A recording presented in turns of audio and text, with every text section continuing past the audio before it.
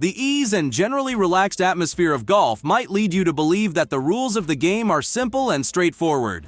How hard could it be to strike a ball towards a hole in the ground anyway? Well, that's an amateur perspective. For the pros, golf is hardly a simple game. You only need to look at the 600 pages of the USGA's rulebook to know that. However, anything with that many rules is almost guaranteed to include an odd regulation or two.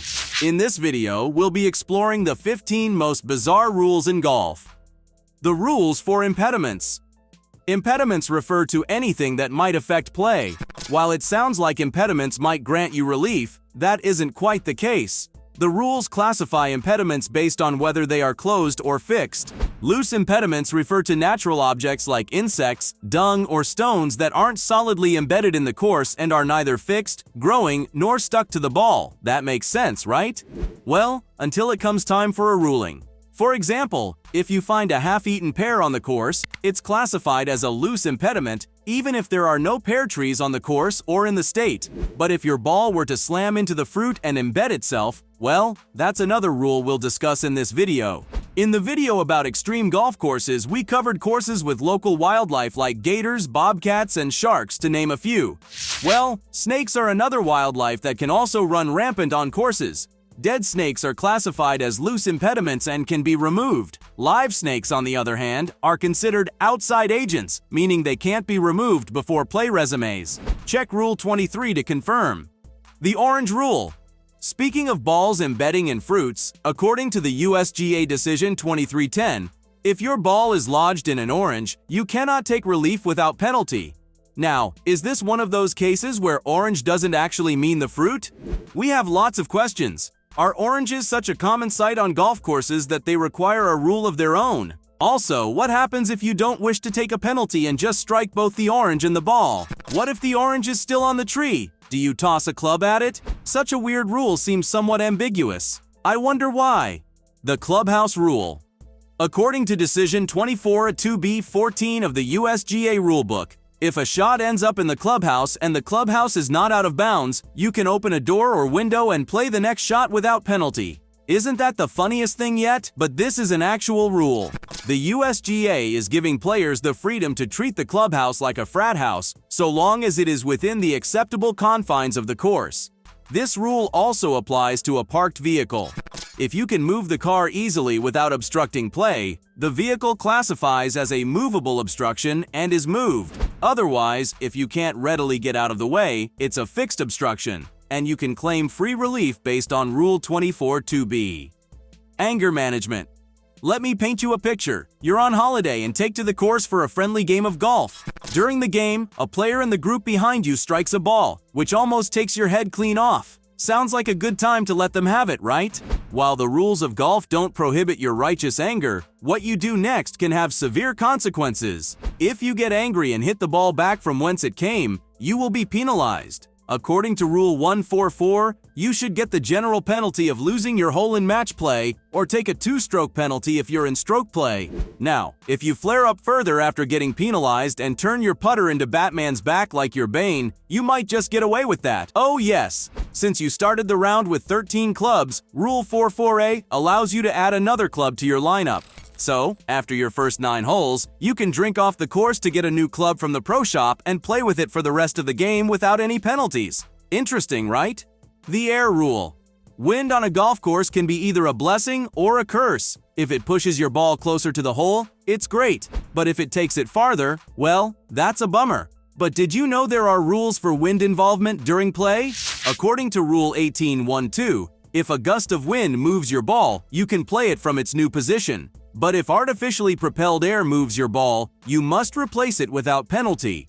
Put simply, if the universe decides to give you a helping hand, you'll get away with it. But should your fate be fixed by an artificial fan big enough to move your ball, well, you'll have to take the ball back to its original position. Interesting rule, but then, again, who's bringing a giant industrial fan to a game?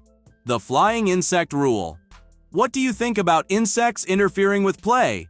As random as it sounds that insects might want to bother with a sport that involves bashing a ball with a stick, the rulebook considers them a hazard. So, how you handle the situation matters. According to Rule 13.4c 16.5, if the player's ball lies in a hazard, the insect is considered to be in the hazard, and the player may not touch or physically remove the insect from the ball, Rule 13.4c. However, as the insect is animate and capable of moving on its own, the player may take action, such as waving his hand, a club, or towel, to encourage the insect to move. To punish forgetfulness. Golf is the kind of sport that punishes you for being forgetful even when it shouldn't be. For example, say you're finishing a hole and moving to HR's next one without checking if you've got all the golf clubs. Well, if some of your clubs happen to be in the previous home, you can expect a booking. The same goes for stepping off the green without signing your card. According to Rule 6-7, Indie Delay, your penalty is either 2 strokes during a strike play or a loss of hole in match play. Dew wiping. Let's say you wake up for some morning golf. It's quite early, and there's still dew on the grass.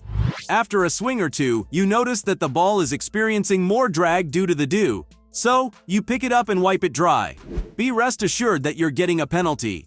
The USGA forbids removing dew from your golf ball under Rule 13.2. A player must not improve the position or lie of his ball, the area of his intended stance or swing or his line of play, or a reasonable extension of that line beyond the hole by moving, bending, or breaking anything growing or fixed, including immovable obstructions and objects defining out of bounds.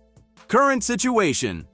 Water hazards vary from one golf course to the next and from one hole to the next. Sometimes they are mere puddles, other times shark-infested lakes, and some are fast-flowing streams. Suppose you're enjoying a game at the Quintadecima golf course, then you strike your ball on the 5th hole, and it ends up in a water hazard. You show up at the stream to find the currents carting your ball off. What do?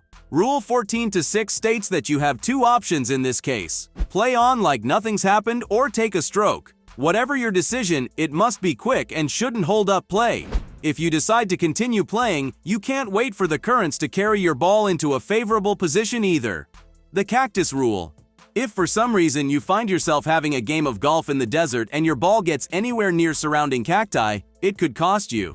Rule 1.2.10 of the USGA states that if your ball comes to rest next to a cactus, you may wrap an arm or leg in a towel to protect yourself from the needles when you play your shot, but you can't cover the cactus with a towel. What would you do for a shot? Take the towel option or get penalized. Enemy action. This wasn't a permanent rule that became widespread in golf. It was made in 1940 for the Richmond Golf Club, but it is worth mentioning because it is absurd in hindsight.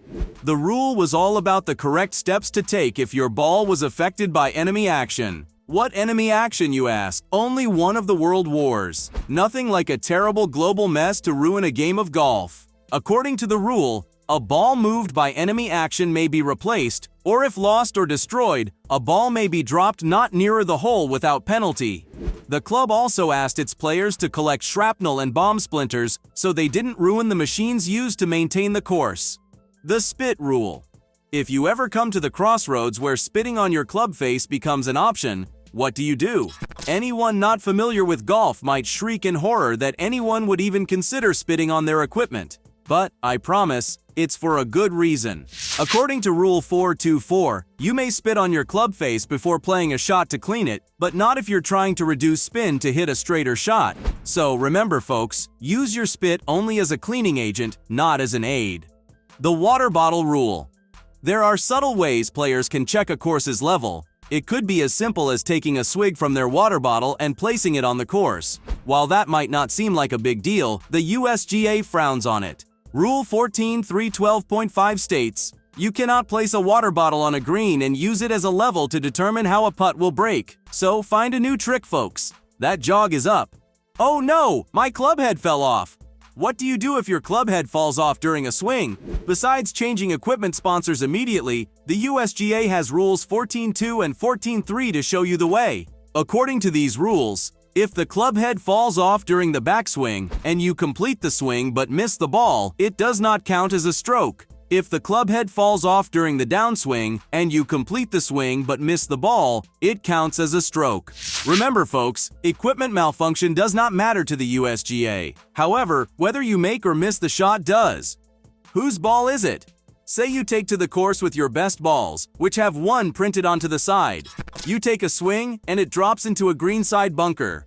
Your playing partner also takes a swing, and their ball falls within the vicinity of yours. Once you both arrive at the bunker to inspect your balls, you discover that you've both brought and played the same balls. Besides the 1 inscription on the side, neither of you added any more identifiers to your balls. Well, we've got a good old-fashioned U problem. The USGA penalizes both players a stroke, according to Rule 12.2. Both balls are classified as lost, and players must retake their previous shots. With rules like these, you start to understand why the USGA has an eye-watering 600-page rulebook. Knowing these rules doesn't guarantee that you'll catch Tiger Woods slipping and beat him at the Masters, but at least you know better than to bring your giant fan onto the course. If you love this video, don't forget to like, share, and subscribe. See you in the next one.